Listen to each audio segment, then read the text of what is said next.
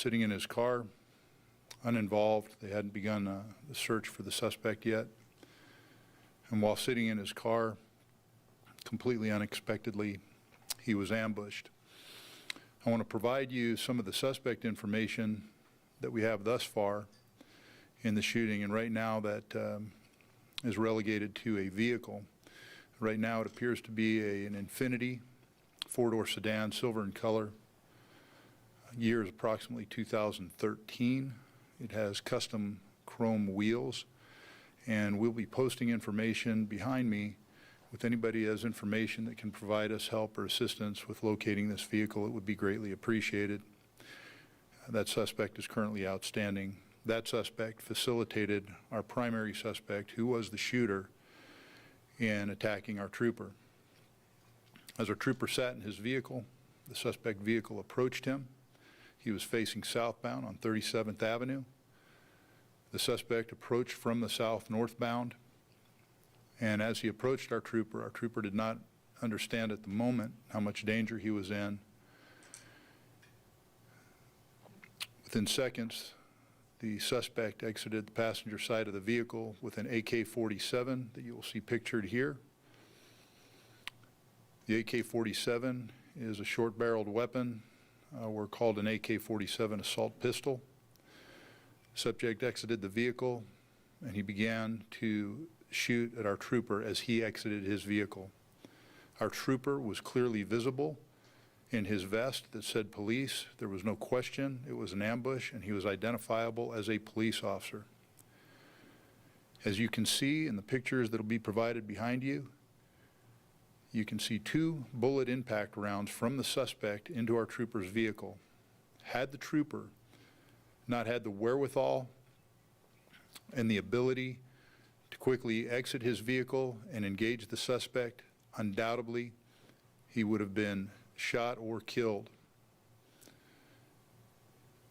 One of the things I want to speak to today is some of the violence that's going on against police officers, both in the state of Arizona that occurred 2 days ago, to the court security officer who works with Marshal Gonzalez at the courthouse, as well as the attacks we saw in the Los Angeles County Sheriff's Department in Compton, and the attack that happened on our trooper today. Every day on my belt, I wear a shroud. Years ago, I kept that shroud on a desk or a shelf in my home, and if a law enforcement officer was killed or fell in the line of duty, I'd go fetch it and I'd put it on my badge. Thus, for the communities they work in, the states they work in, the federal agencies they work for, and to serve people. And 74 of those people lost their lives. And today, but for fractions of an inch and the ability of 2 state troopers to respond quickly and affirmatively to a lethal threat, we were probably an inch from me taking this shroud off my belt and putting it on my badge today for one of our troopers. I'm disgusted by the actions of people toward law enforcement that I've seen take place in this country over the past several months. I understand some of these things have happened over a course of years and time, but what I've seen recently is abhorrent. Our hope is to get your assistance in apprehending the suspect that is outstanding, who facilitated the commission of this crime. And at this time, I'm going to turn it over to Marshal Gonzalez to speak to the shooting of his officer that took place 2 days ago. Thank you, Colonel. The shooting at the San Jose O'Connor Federal Courthouse 2 days ago has been reported on some, but I'd just like to give a little bit of information that you might be aware of. But on Tuesday morning about 11:15, our court security officer, Steve Ford, and court security officers are the individuals who work on contract with the United States Marshal Service, and while on duty are considered Special Deputy United States Marshals. CSO Ford was doing his job screening vehicles as it entered the San Jose O'Connor Courthouse. A UPS truck pulled in which they do usually every day, and his job was to screen the truck, make sure the usual stuff, there weren't any bombs or those kinds of things in there. As he got to the back of the truck, he heard someone say, "Hey." He looked back, and an individual who's been identified already started shooting at him.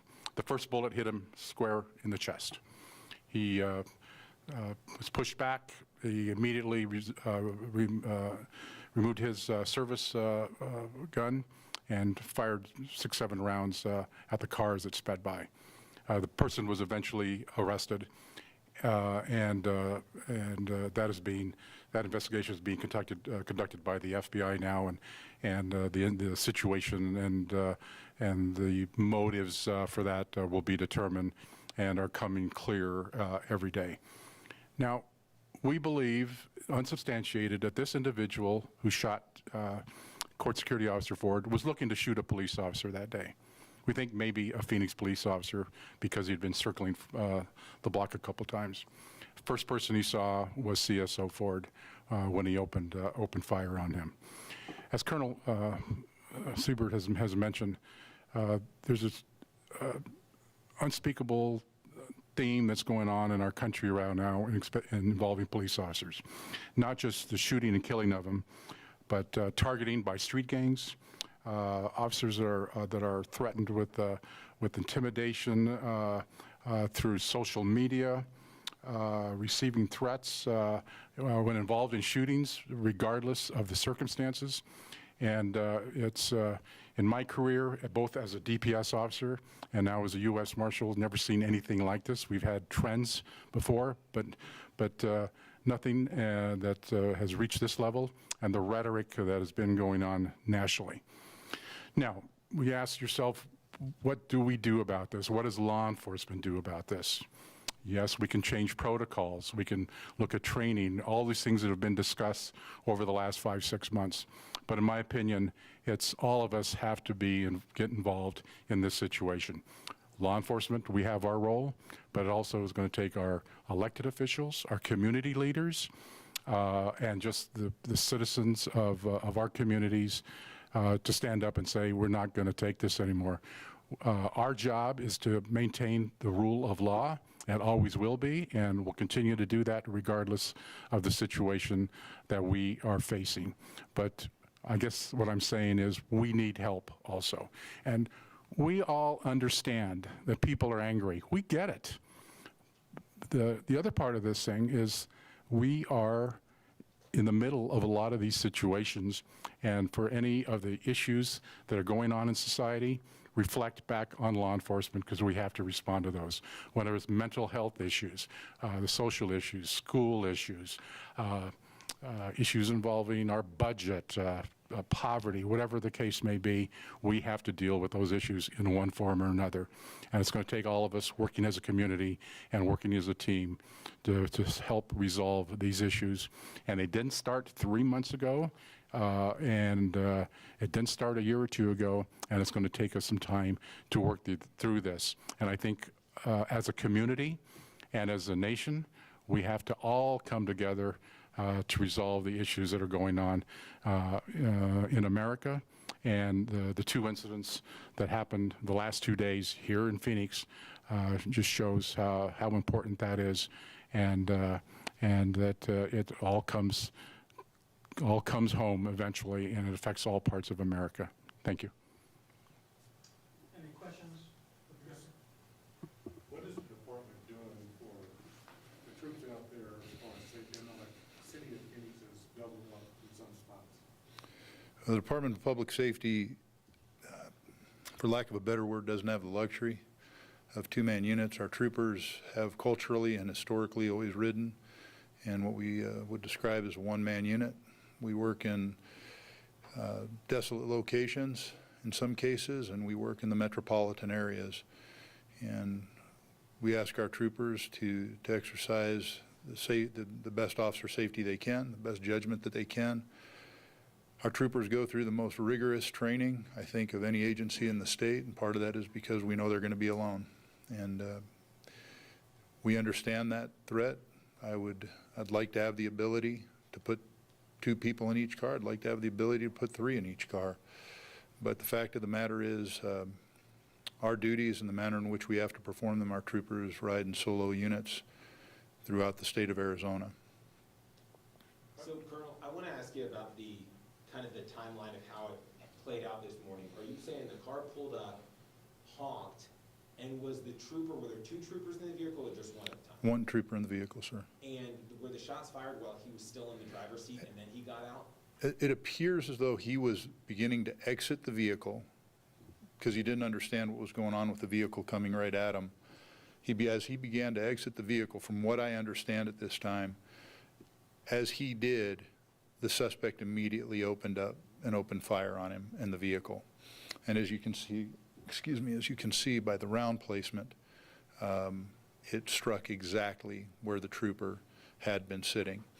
I failed to mention earlier that the suspect was apprehended, and we did have another trooper involved in the shooting who came from another direction when he saw that our trooper was being ambushed. And it looks like I see a round in the driver's side window and then the front windshield. Were those how many rounds did that suspect fire? We don't know exactly how many rounds were fired yet, sir. We can just tell you which rounds we certainly know were fired, and we certainly know those 2 bullet strikes were fired from the suspect from the AK-47. How many were returned by your troopers? I don't know the exact count, but it was a significant amount of rounds for our trooper to be able to suppress the threat of the suspect. Did 2 troopers fire or just 1? 2 troopers fired. Did any of their bullets hit the vehicle? They did hit the vehicle, sir? The suspect's vehicle as he was driving off. I don't know that, sir. I'm not sure. Can you talk about the blue alert? I know you implemented it maybe last year. Is this the first time it's been used? Yes, it came out, and quite frankly, came out as a bit of a surprise to us, but our counterterrorism center sends out the blue alert. They're sent out to notify the public if there is there's been a lethal threat to a law enforcement officer, whether it's been an aggravated assault, shooting, things such as that. And if we have suspect information, suspect description, vehicle description, that's what the blue alert is used for. It's similar to a silver alert, but it's to garner the public's assistance in our ability to apprehend a suspect. So you guys didn't push the blue alert out? DPS did not? We did. It came from, when I say it came from the counterterrorism center, it came from DPS. There was a problem with it, though. When we sent it out, somewhere between our communication with us and the vendor, all the information we wanted put out did not go out, but we're not sure where that glitch happened. So all of us, I think everybody in the state basically was looking at it saying, what am I looking at here? There's a blue alert, and people were alarmed, but they're waiting for the information as to what the blue alert was about. That was not lost on all of you. It was lost on us as well. And so it's a part of the system that we have to remedy. I mean, people are going to hear glitch, and that sounds kind of like a cop-out, right? So, I mean, have you gotten to the bottom of it? It's been 5 hours now since I think it went out.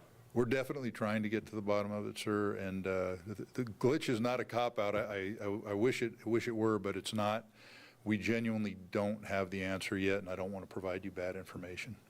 What kind of communication are you having with your deputies and about to be on alert, but yet don't be and so much of an alert that, you know, something that they may cause something that was ill intent, someone coming up to them, asking them a question, and they're on guard, fearing that something might happen to them. How do you have these communications with your deputies? Well, with our troopers, we make approximately 500,000 traffic stops a year, and our troopers do that with the utmost professionalism. When I look at the lack of complaints that come in on our troopers and the professionalism and the manner in which they carry themselves and interact with people, I'm proud of our agency, and I'm proud of the manner in which the men and women of our agency conduct our business.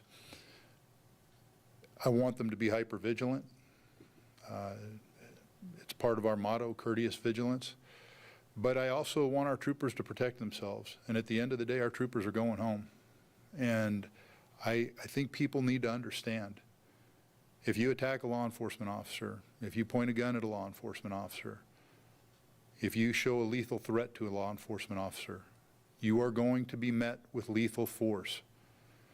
And that is one of the most difficult parts of the job for our people. And I don't think many people really grasp that. They don't empathize with what the law enforcement officer goes through when that has to take place. But our troopers are going to protect themselves. At the end of the day, they are going to protect themselves. You know, I gotta ask you, because you just mentioned the number of traffic stops that you guys do every single year, and the vast majority of them don't end like this, and this wasn't even a traffic stop. Some people are going to wonder if this is politically motivated at all. We're right on the cusp of November. One presidential candidate is the law and order president. And a lot of people are saying, you know, it feels like potential reach to try and connect this with potentially a guy from a couple days ago with LA. So I gotta ask, is politics play a role in this press conference or kind of what we're hearing from law enforcement? From me? From law enforcement in general about the attacks on law enforcement. Like, I mean, this happens, as you mentioned, with increasing frequency, I think were your words, but we're hearing this now in a press conference format ahead of November. Yeah, you got the wrong guy if you're talking about politics. I have no clue about politics. All I know is one of our troopers was attacked today and was ambushed. Are you guys doing anything different around the courthouse with security? I noticed that air marshals that walk the perimeter. Go ahead, sir. Yeah, I mean, anytime you have a situation like this, you make adjustments to your protocols, and we are doing the same thing. And I don't want to get into some of those protocols, but we obviously are doing that. And you asked what I tell our deputy United States Marshals and things like this is situational awareness. And we keep focusing on that. Is like, just be aware of what's going on. Don't put yourself in a situation that could get you in trouble. And this also goes and would apply to any citizen who does not want to be a victim of crime. Being aware of your surroundings, and we hear that all the time, but just the situational awareness that goes along around you all the time, whether you're driving, you're walking, whatever it may be. And we just keep stressing those issues. Thank you all. Colonel, I want to ask you real quick about the motive potentially on this, because you've had a couple We'll hours. get to you later, Zach. I mean, Bart, I'm still going to finish the question. You've had hours to now talk with this guy. Has he cooperated at all with you as far as describing why he would fire? I think it's a valid question. I understand, but you're right here, right? And I'd rather hear from you than getting an essay format. We'll give it to everybody at the same time.